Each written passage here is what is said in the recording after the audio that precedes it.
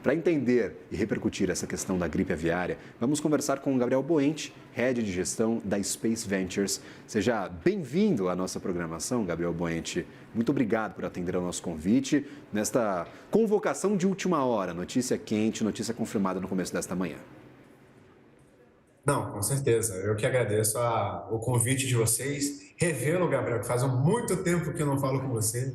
Então, assim, é sempre um prazer falar com vocês e é sempre bom entender melhor. Eu mesmo estou aqui no auditório da CNA, em Brasília, então tem tudo a ver aqui com o que a gente vai falar hoje.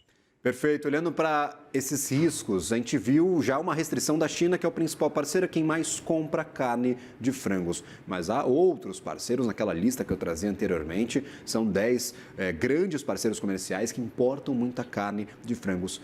O principal risco talvez seja o que farão estes países a partir de agora, a partir da detecção deste foco de gripe aviária, ou por ser uma gripe que já afeta produções em diversos países do mundo, vai ser tratada com maior naturalidade, nós podemos ter um efeito limitado neste primeiro momento. Então, sobre essa questão, a gente tem aquele clássico xadrez político.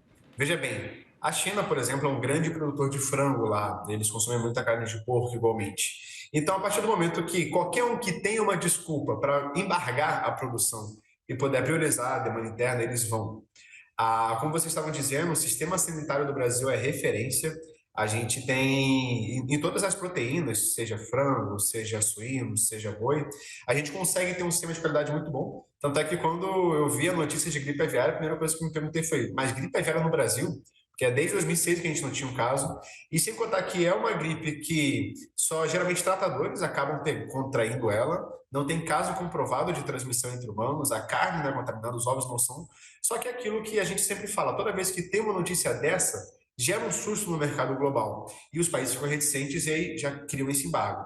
Apesar de ser algo relativamente comum no mundo, a gente vê vários casos aí, até mesmo nos nossos vizinhos, a Argentina, geralmente os países, quando vão poder embargar, eles vão tentar embargar justamente para proteger a indústria interna, já que o Brasil é um colosso aí na exportação. Proteína de frango, a gente tem a região sul como um grande baluarte brasileiro, né? O Paraná, Santa Catarina, Rio Grande do Sul, produzem muito as carnes brancas, né? Tanto seja quanto frango, quanto carne suína. Então, assim, a grande questão é o que eles vão fazer com esse embargo? E também tem outro problema aqui no Brasil. Se realmente os compradores eles vão ficar reticentes com essa doença, a gente pode ver aquele movimento do início do ano da alta dos ovos. No início do ano só se falava no Brasil, né, sobre o preço do ovo. O presidente Lula chegou a reclamar, dizendo que, xingando o pessoal dos produtores rurais, o preço dos ovos, e a gente está vendo uma queda desde janeiro, fevereiro, né, no preço dos ovos. Com uma notícia dessa, podendo aí surgir muito abate de animais, muitos descartes, pode ser que talvez a gente veja essa reversão no preço dos ovos e que eles possam aumentar, sim, justamente porque a gente pode ter esse movimento de descarte aí das aves. Vamos ter que realmente acompanhar para ver esses desdobramentos, porque por ser muito contagiosa, a gente não sabe quanto que está controlado. Identificaria um frigorífico muito rápido, o sistema brasileiro é muito bom nisso, mas tem que ver o quão rápido que a gente conseguiu segurar isso para não ter ido para outros na região. A gente tem alguns frigoríficos bem grandes ali, está numa região importante que é Porto Alegre. Enfim, a gente tem que ver os desdobramentos, o que o Ministério da Saúde vai falar para a gente, mas é algo que realmente a gente tem que acabar se preocupando e acompanhar realmente esse preço, como vai reagir os mercados. Perfeito, você mencionava alguns estados que podem ser afetados. Eu tenho aqui o ranking dos principais exportadores, quem mais vendeu lá para fora. Paraná está no topo, mais de 2 milhões de toneladas exportadas no ano passado. Santa Catarina com 1.167 toneladas. Rio Grande do Sul, no caso, o estado afetado por este foco de gripe aviária. São Paulo também aparece, mas com um volume bem menor, 297 mil toneladas apenas exportadas. E aí, aqui na quinta colocação, Goiás, 243 mil toneladas. Então, são alguns dos estados que mais exportaram carnes de frango no ano passado. Então, esses destaques, atenção para estes estados, que seriam talvez os focos mais problemáticos para essa nossa produção de frango, né, o Boente? Não, com certeza. A gente vê. Esse início do ano eu estava lá em Cascavel para a Feira da Copavel e é incrível a quantidade de produção de aves que eles têm lá. Realmente é muito forte. A região sul é referência mundial. Assim, sozinha ela consegue carregar e bater de frente com muitos países. Então, é preocupante, sim. não o suficiente para quem trabalha na área, não é preocupante assim, o modo que é o fim do mundo. Mas para quem é de mercados, quem trada preço, ou até mesmo compradores estrangeiros, como eles não entendem o que acontece, a dinâmica Brasil, o pessoal realmente é normal que crie esse alarde e realmente pode ser muito ruim para eles. Mas aqui dentro, com o nível de tecnologia que a gente tem, o nível de cuidado sanitário que a cadeia agrícola do Brasil tem, eu particularmente estou bem tranquilo, porque realmente é um controle geralmente muito rápido. Claro, a gente tem que esperar as posições oficiais do Ministério, mas exatamente o grande problema é o que vem de lá fora, como os mercados vão reagir. Então, novamente, por exemplo, o exemplo que vocês haviam falado do Japão sempre embargar a cadeia bovina no Brasil é relativamente comum. A própria China, né, qualquer foco de doença aqui no Brasil, eles já criam um embargo. Mas a gente vê já que com migrações de aves, sempre dá um caso ou outro. Novamente, é surpreendente isso acontecer no Brasil, porque é um nível de trato muito alto e, assim, é uma grande chance de ser algo muito específico, focal mesmo, daquele frigorífico da região, mas, novamente, a gente tem que realmente ver as investigações aí do Ministério da Agricultura e também deve ter parte do Ministério da Saúde para a gente torcer que isso acabe o mais rápido possível e a nossa cadeia volte a se restabelecer.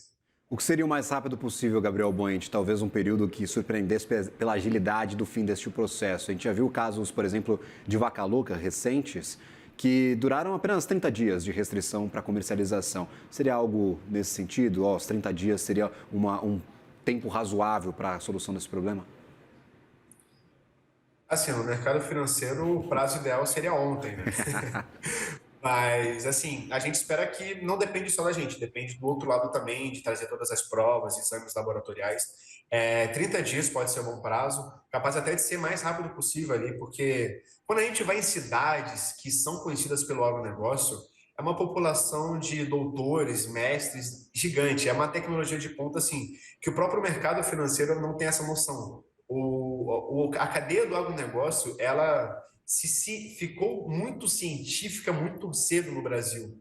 Então, você conversa com pessoas, é normal você ter vários doutores assim. Então, realmente é um processo que é relativamente ágil, depende do lado da China. E, novamente, o embarque de 15, 30 dias pode ser realmente um prazo muito interessante para ser o mais ágil possível. Às vezes pode ser um alerta que fala, olha, realmente foi especificamente nesse frigorífico, a gente consegue trazer provas e ser muito mais rápido. E aquilo, se for só específico nisso, pode acabar também vindo para a indústria nacional, né? Muitos podem acabar vendendo aqui para a indústria e continuar essa queda do preço, mas tem que ver o nível de aves que eles conseguem manter. Novamente, todo mundo fica com muito medo, mas é aquilo que o próprio Ministério da Saúde falou. Não há contaminação por consumo de carne nem ovos. Geralmente, quem é contaminado são os tratadores que têm contato diariamente com as aves e não tem muitos casos de transmissão entre humanos. Então, isso, de acordo com o comunicado do Ministério da Saúde e do MAPA, a população pode ficar tranquila e realmente é algo que vai ser bem pontual. Inclusive, creio até que seja relativamente um pouquinho mais rápido que o caso da vaca louca, né? Porque lá realmente é algo que é muito complexo, são várias áreas laboratoriais. Esse acho que a gente consegue superar até um pouquinho mais rápido. Vamos ver aí o que a China e os outros países podem falar para a gente. Perfeito. E não necessariamente todo esse volume que seria exportado, que foi exportado no ano passado, ficará internamente aqui no mercado brasileiro. Eu fiz essa relação. Foram 9 milhões de toneladas consumidas aqui no Brasil no ano passado e 5 milhões exportadas, dali quase 15 milhões de toneladas totais mercado brasileiro interno e externo. Então, não necessariamente estes 5 milhões vão sobrar, ou quanto nós produziríamos nestes 30 dias vão sobrar para consumo interno brasileiro, depende do prazo e depende, claro, do número de abates, o Gabriel. Exatamente. E assim, é uma cadeia que sempre está muito alta, né? A gente está com um momento muito interessante, ainda mais agora a consolidação, né, de BRF e Marfrig na Bolsa. Então a gente tá vendo uma profusão mesmo. O próprio ministro Favaro da Agricultura, ele faz um trabalho muito interessante de conseguir liberar esse mercado do brasileiro para outros países. Então é um momento de expansão interessante para a indústria, recuperação de margens, a própria questão do custo, né? A gente vê alguns insumos ficando mais baratos por conta aí de preços lá fora das commodities. Então, é um momento interessante para as empresas, né, que trabalham justamente com as cadeias do frango. A gente teve esse problema pontual no início do ano do custo dos ovos. Realmente, início do ano geralmente é um momento de descarte de aves, mas a gente vê que é um setor que está se recuperando gradualmente e isso é muito bom para o Brasil. A gente consegue ver aí um maior volume de exportação, um interesse maior, né, pela produção de frangos brasileiros, que são realmente uma qualidade mais interessante. Enfim, é algo que é empolgante na indústria brasileira. Eu acho que isso vai ser um leve contratempo. A gente torce para que seja isso, né? A gente torce para que aconteça o mais rápido possível essa normalização aí das nossas exportações. É aquilo que você falou. Não necessariamente vai ficar tudo aqui internamente. Alguns países que ainda não vão fazer embargo, tem outros que são mais tranquilos, podem já continuar comprando, mas dificilmente a demanda interna vai absorver completamente o que a gente exportaria. Mas sim, dependendo da liberação do quanto que demore, pode haver essa quebra aí na exportação e a gente acaba absorvendo a proteína no mercado interno. Boente, eu vou pedir um espaço para ti, já que você deu a deixa para falar sobre essa consolidação no setor, sobre o grande anúncio de ontem, que eu achei que tomaria o noticiário no dia de hoje, se não fosse, claro, esse breaking news, essa confirmação no caso de gripe aviária no Rio Grande do Sul. A gente fala sobre a fusão, a combinação de negócios de duas gigantes do setor de alimentos, Marfrig e BRF, anunciaram esta combinação. As ações da BRF recuaram 7% no after hours lá de Nova York, abriam o dia de hoje com cerca de 9% de queda após essa notícia da gripe aviária, mas na Bolsa de Valores, ao menos por enquanto, a queda não é tão expressiva. Tínhamos aqui BRF há pouco caindo cerca de 3 a 4%. As duas empresas vão formar a MBRF e devem se tornar uma empresa global do setor de carnes e alimentos processados, com receita de 152 bilhões de reais por ano. É realmente um colosso do setor e deve ser uma das maiores empresas do mundo. A transação prevê uma relação de troca de 0,85 ações da Marfrig, ou seja, menos de uma ação para cada ação da BRF detida, considerando já a distribuição máxima de proventos pelas companhias, que serão de 2 bilhões e meio de reais pela Marfrig e 3 bilhões de reais pela BRF, segundo uma nota conjunta, lembrando esses proventos distribuídos a quem for seguir com a fusão. É esperado uma redução de despesas na ordem de 320 milhões de reais por ano com esta combinação, com a eliminação de algumas estruturas administrativas, com a eficiência aumentando em relação à distribuição destes produtos e também com as marcas sendo reorganizadas dentro do portfólio das empresas. Iniciativas como a unificação estrutural comercial e também logística, a consolidação do sistema operacional e a otimização da estrutura corporativa devem ser pontos de atenção para encontrarmos estas sinergias. Preparamos uma arte para visualizarmos melhor esta fusão em números. Justamente estes 805 milhões de reais que, segundo as empresas, vão ser encontrados em sinergias, os 3 bilhões de reais em otimizações fiscais, serão 152 bilhões de reais em receita projetada para as duas companhias em conjunto e esta relação de 0,85 ação da Marfrig por cada papel de BRF. Vamos ver na próxima arte algumas das marcas envolvidas nesta combinação. Tem Sadia, tem Qualy, também a Claybon e a Perdigão do lado aqui da BRF e a Montana como destaque no lado da Marfrig. Os destaques, tem muita marca mesmo que vai ter que ser administrada agora no portfólio da MBRF, a nova companhia.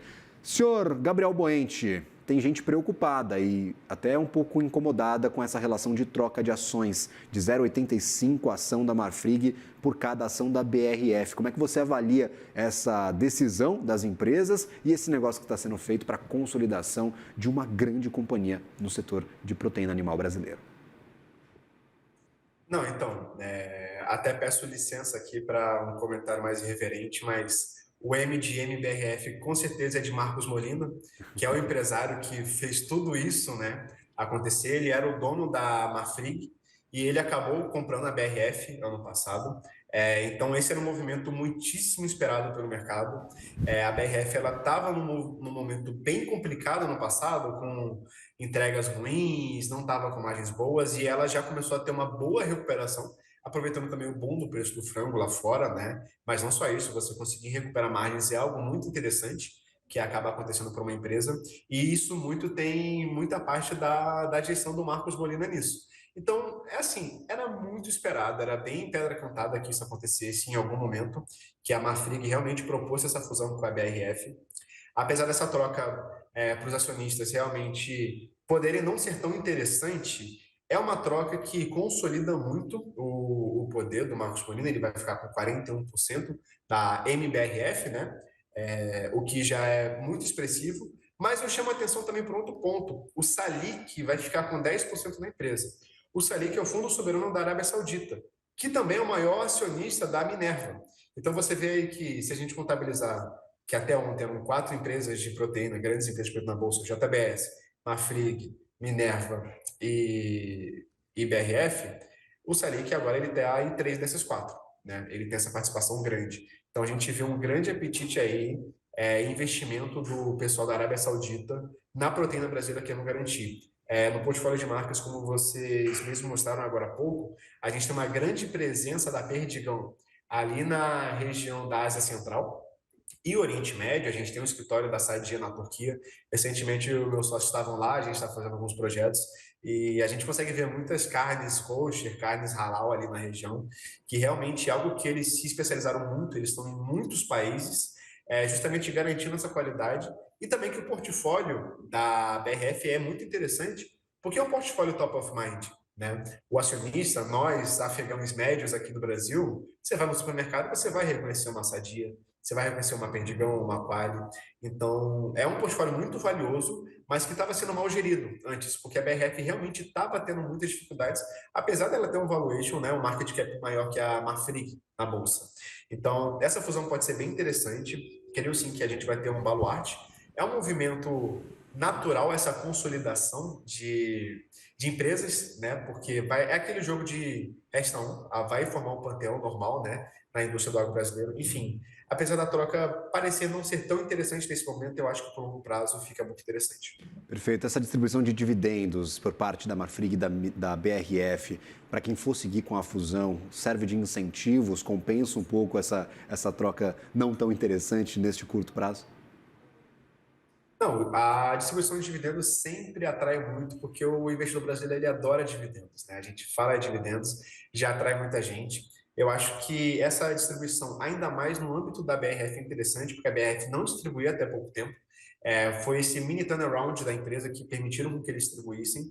Geralmente é normal, numa fusão, essa parte residual ser distribuída em dividendos, né? Por conta da relação de troca das ações, tem a parte a ser distribuída em dividendos, que é bem interessante.